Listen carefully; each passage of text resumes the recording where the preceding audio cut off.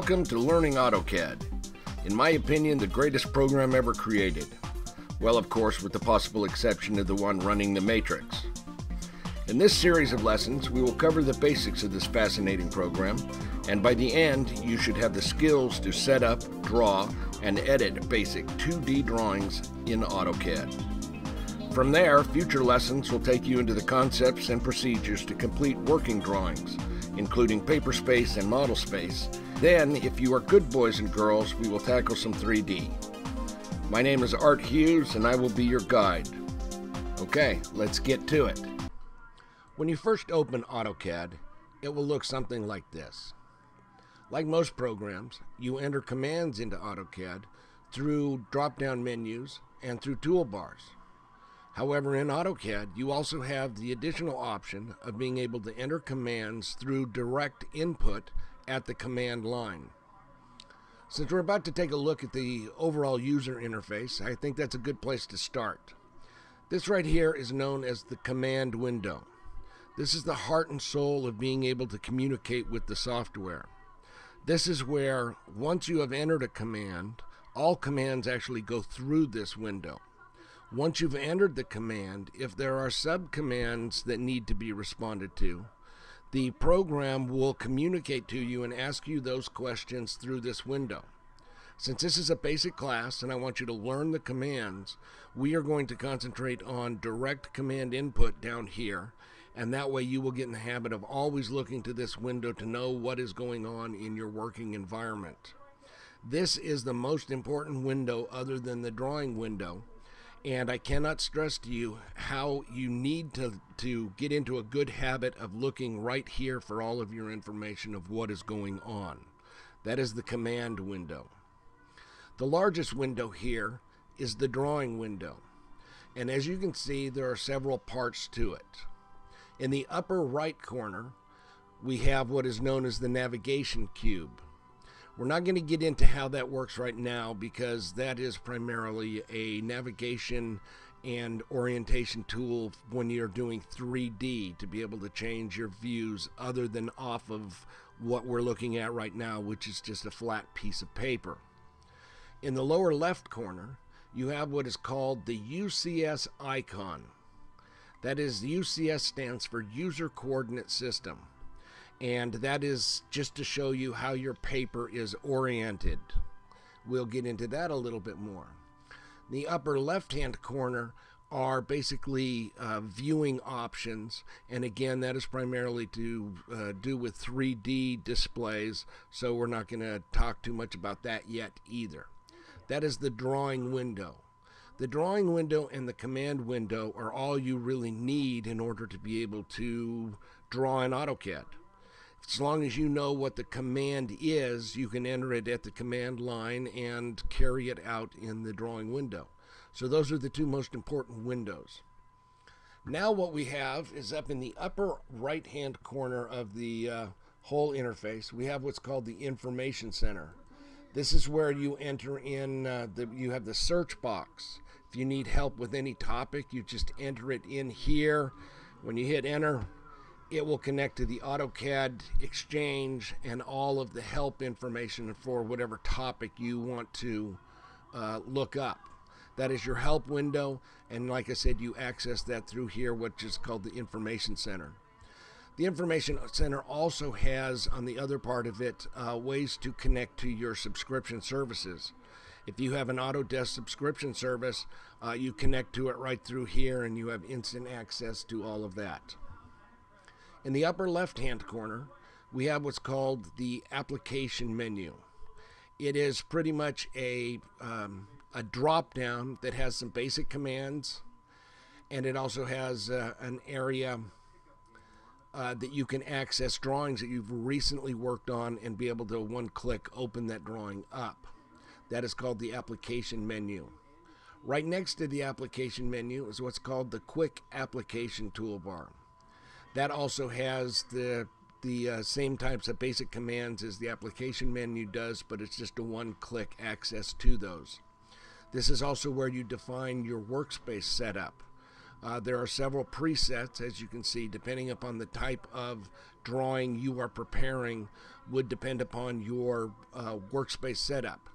You can also modify the workspace setup and set up anything to be added to this list for your own personal preferences, because AutoCAD is fully customizable. That is the workspace drop down. Underneath that, we have the actual drop down menus themselves. This is one way that you can access all of the commands in AutoCAD. For instance, your drawing commands are all categorized under topics. Those are your pull down menus or drop down menus. Below that, you have the toolbars. All of the toolbars are just like the pull down menus, except for they are one-click access to the commands.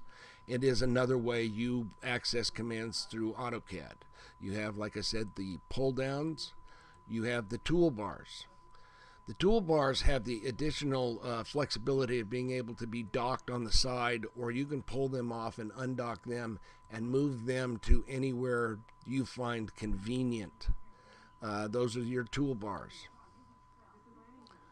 Okay, what else did we not cover? Oh, we didn't look at the status bar. So down here at the very bottom, these are one-click on-off buttons for different drawing conditions and environmental conditions for your drawings.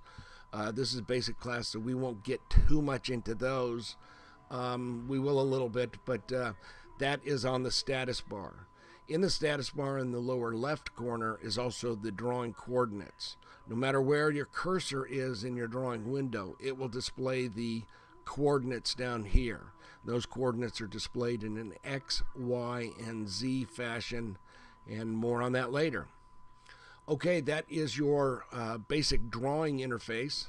Now that you know where to access commands and how to input commands, I guess the next thing we need to just touch bases on for this lesson is to take a look at user preferences. Those are things that you can set up for yourself, color schemes, and just kind of personalize it. We'll take a quick look at that, and then that should be the end of the real boring stuff. And our next lesson will start up with actually getting into drawing some things. So let's talk a little bit about user preferences, shall we? We are going to access the user preferences down here in the command window. I told you we're going to be typing our commands in because I want you to learn them. And then you can explore on your own, and whether you use the pull downs or whether you use the toolbars, that's up to you. But for the time being in this basic class, we are going to type them in. Another thing, some of the things I may have you type in are older commands that are still in and always will be in the programming of AutoCAD. That way you will learn a command so that whether you're using a version of AutoCAD 2000 or the new one that's about to be released this March 2015, these commands will all work in no matter what AutoCAD version you use. Okay, so down here in the command line, I want you to type in DD select.